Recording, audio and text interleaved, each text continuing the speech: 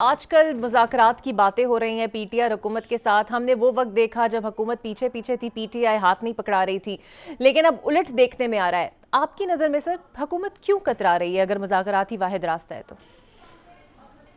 دیکھیے, یہ مذاکرات ہونا اچھی بات ہے, لیکن مذاکرات نیک نیتی سے ہونے چاہیے. تو یہاں مجھے دونوں طرف کوئی نیک نیتی نظر نہیں آتی, صرف آپٹکس کے لیے بات کر دیتے ہیں. نہ مینڈیٹ حکومت کے پاس ہے, نہ مینڈیٹ جو negotiating team P T I ہے اس کے پاس ہے. اس لیے یہ مطلب عجیب سی حالات پیدا کیے ہوئے ہیں. ایک بلڈ اپ کر دیتے ہیں ایکسپیکٹیشن, اور پھر ہوتا کچھ نہیں ہے. اس لیے جو کچھ آپ نے کرنا ہے وہ ٹیبل پر بیٹھیں اور حل کریں ملک کے معاملات کو. سر, اور آپ کو لگتا ہے کہ اس میں انا بہت زیادہ آڑے آ رہی ہے, اسپیسیفکلی پی ٹی آئی کی؟ نہ تو وہ پیپلز پارٹی کے ساتھ بیٹھنا چاہتی ہیں, یا پھر حکومت کو گرین سگنل بھی نہیں مل رہا کہ آپ بڑھ کے مذاکرات کریں؟ دونوں طرف یہی حالت ہے جی. انا کی بات نہیں ہے, آج بات ملک کی ہونی چاہیے. انا سب گھر چھوڑ کر آئیں, اپنے عہدے اپنی کرسیاں گھر چھوڑ کے آئیں اور ملک کی بات کریں. اس طرح ملک آگے بڑھے گا. سر, پچھلے دنوں فیصل واڈا صاحب خاصے ایکٹیو تھے اور قومی حکومت کی بازگشت سنائی دے رہی تھی. آپ کی نظر میں کیا یہ معاملہ صرف 26 نومبر سے توجہ ہٹانے کا تھا, یا پھر واقعی ہمارے ملک کے حالات کچھ ایسے ہیں کہ کوئی قومی حکومت بن سکتی ہے اس کے اندر؟ دیکھیں, مجھے نہیں پتا فیصل واڈا صاحب کون سی پارٹی کے ساتھ ہیں, یا کس کی نمائندگی کرتے ہیں, حکومت کی کرتے ہیں, اپوزیشن کی کرتے ہیں. تو بہرحال باتیں تو یہاں ہر قسم کی چلتی ہیں.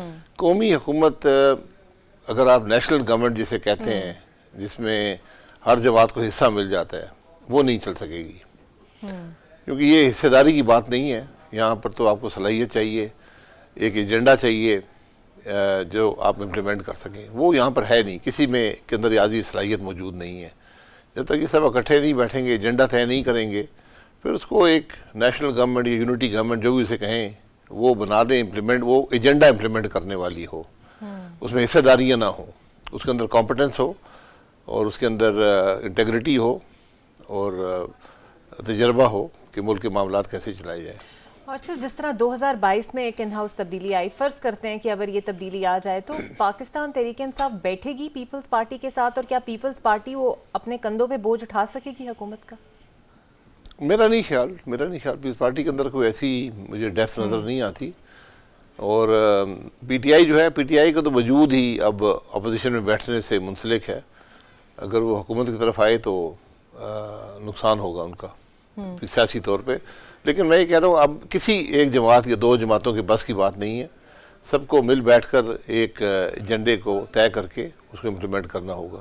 سر, پچھلے دنوں آپ نے ایک پریس کانفرنس میں بتایا کہ آپ کے اسلام آباد آفس کے اندر کوئی ہراسمنٹ کا واقعہ پیش آیا, کوئی سامان وغیرہ اٹھا لیا گیا. آپ لوگوں کی جماعت کے ساتھ کسی کی اب کیا پرابلم ہو سکتی ہے؟ مطلب ابھی تو نیا وجود ہے نا اس. نہیں, وہ ایک جنرلی ہوتا ہے, چونکہ وہاں دھرنا ہو رہا تھا تو وہ مزدور وغیرہ جو تھے سب کو بھگا دیا وہاں سے. وہ حکومت جو کرتی ہے, پولیس کی فورسز جو کرتی رہتی ہیں, وہ اس کا ایسا تھا. میں نے ویسے ہی وہ ضمناً بات کی تھی, کوئی اس میں میرا شکوہ نہیں تھا.